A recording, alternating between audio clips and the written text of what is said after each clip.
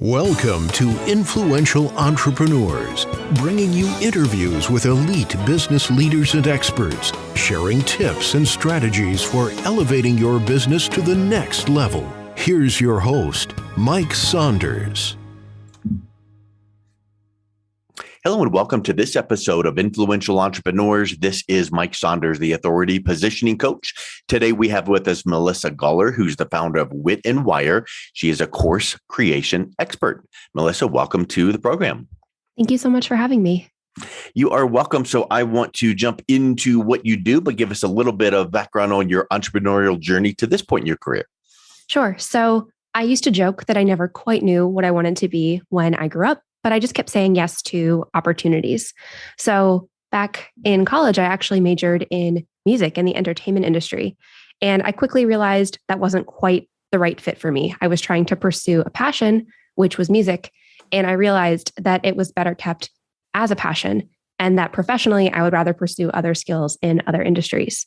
So after weaving through jobs in event production, in education tech companies, working for a big name course creator, a New York Times bestseller, and then finally working for Teachable, the online course creation platform, I ended up starting my own business, Wit Wire, where I now help creators to turn their own skills and passions into profitable online businesses.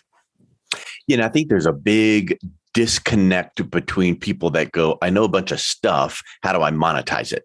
You know, and how do I monetize it for longevity and all of that? So, where do you start when you're working with a client? Because I think that what's in someone's head needs to get out in a logical, clear, and concise manner. And then once it is in a course format, then what, right? How do you get eyeballs to it? So where do you begin?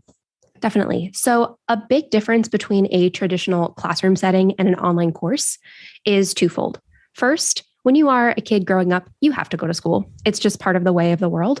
But now, as an adult, if people are purchasing your online course, they have made that choice. They are internally motivated to reach some kind of goal. And that kind of leads to the second major difference between a classroom setting in a traditional university and an online course.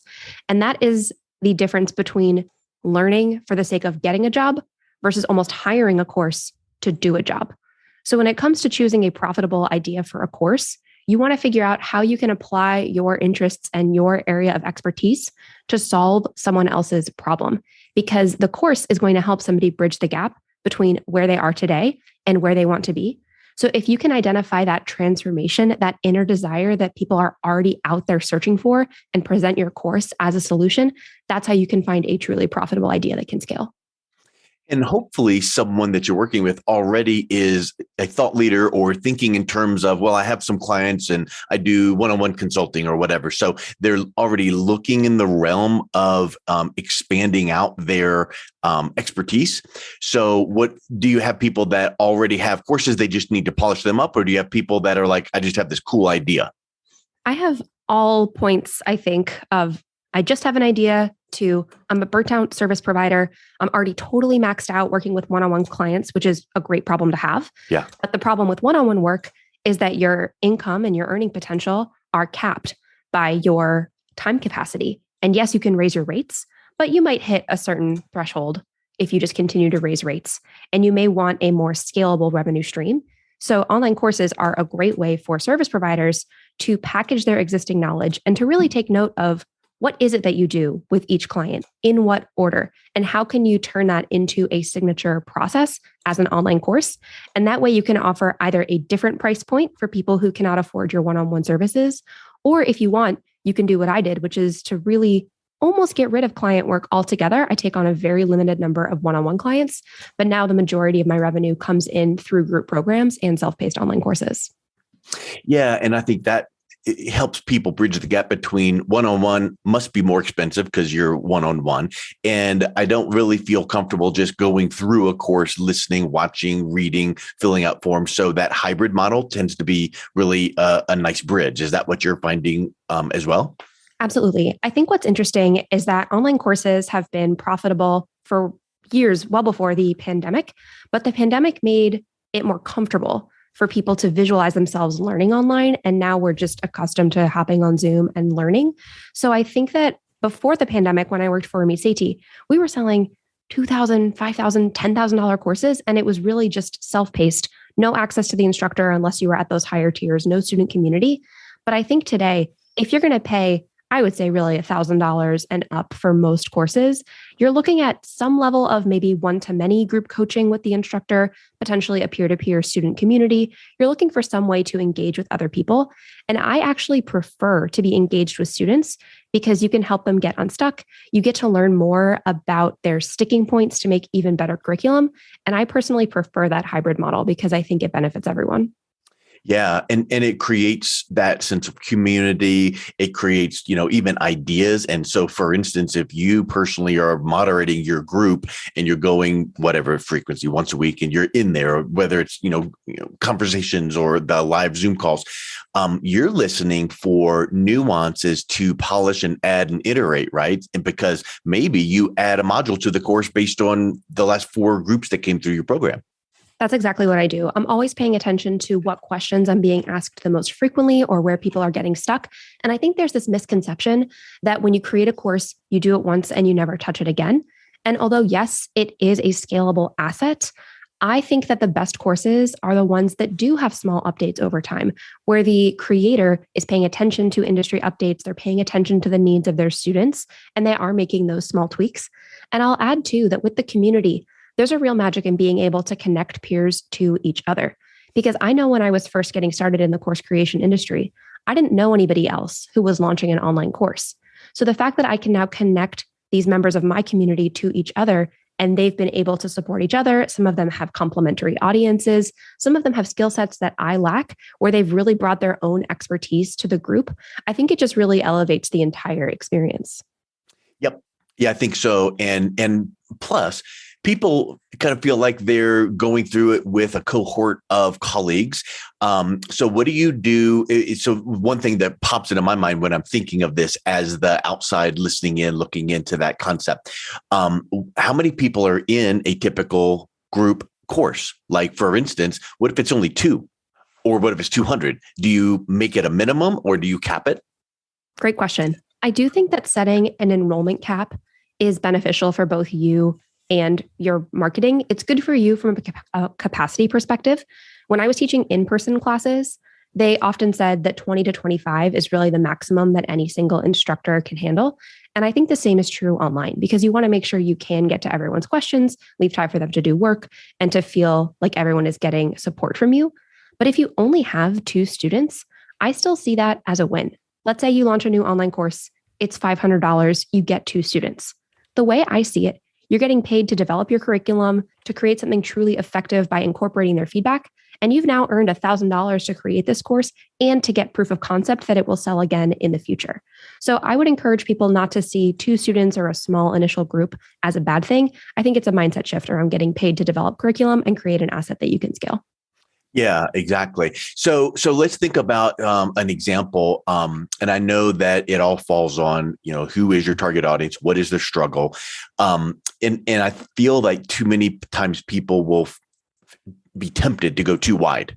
Like as an example, my dad is putting together a curriculum on artificial intelligence from a PhD level of content, design thinking or AI, things like that, robotics.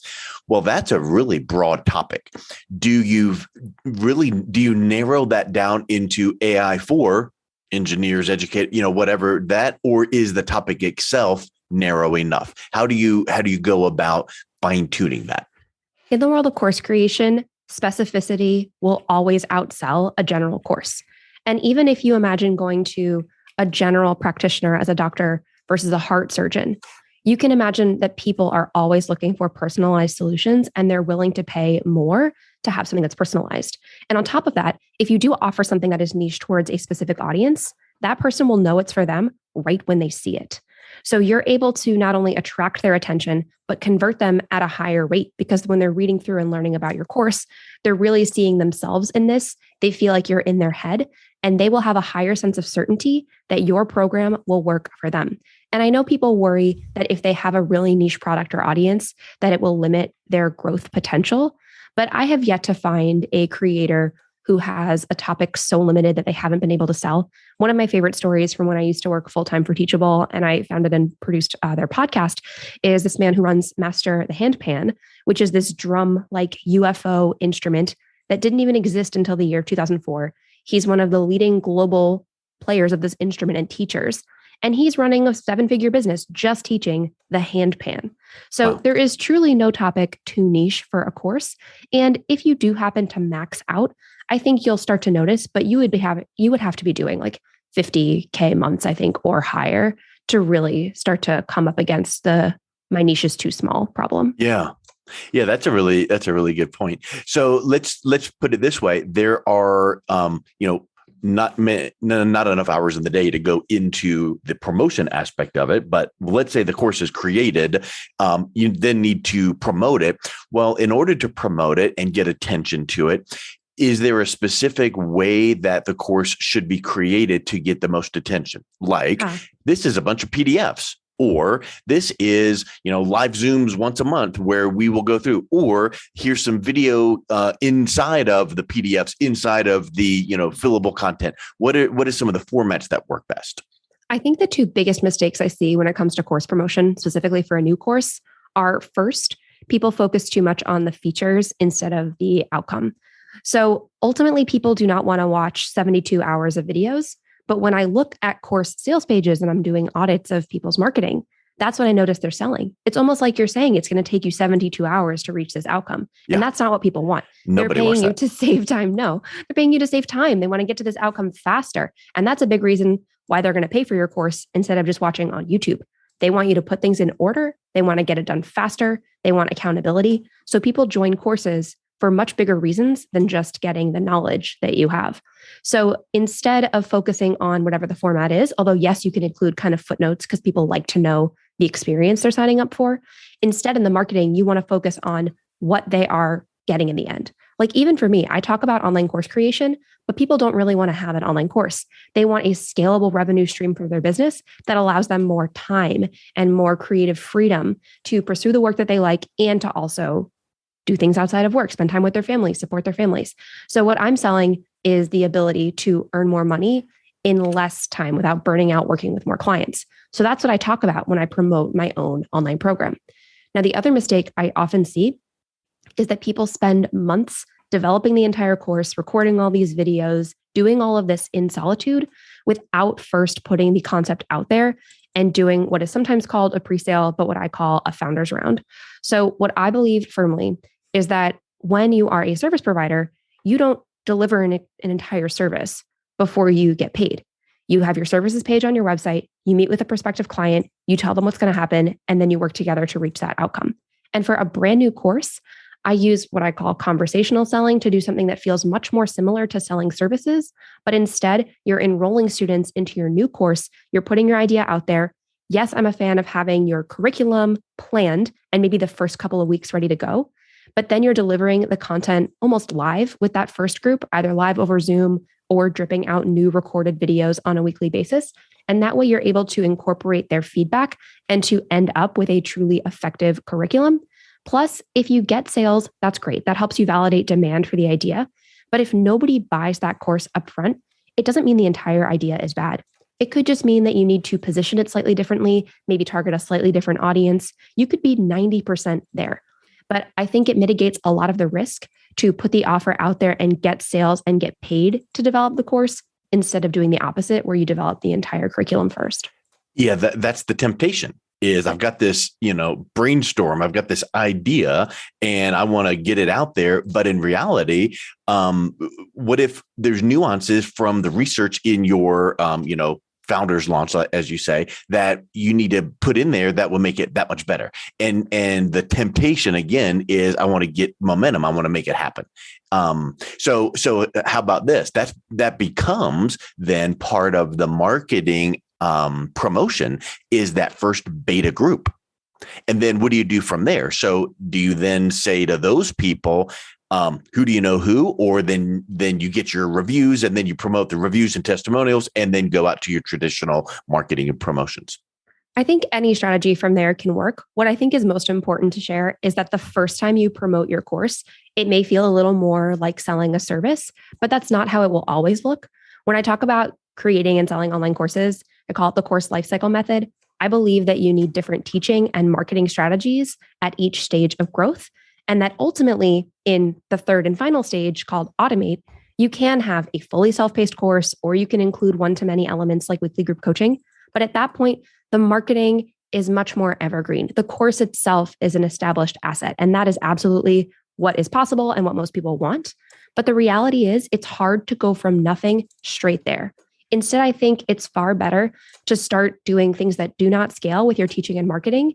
And when you do that, that's how you'll know, first of all, you're getting paid much sooner. Second of all, you're creating something that can scale over time, and you're preventing that risk of developing this course that will never sell. Yes.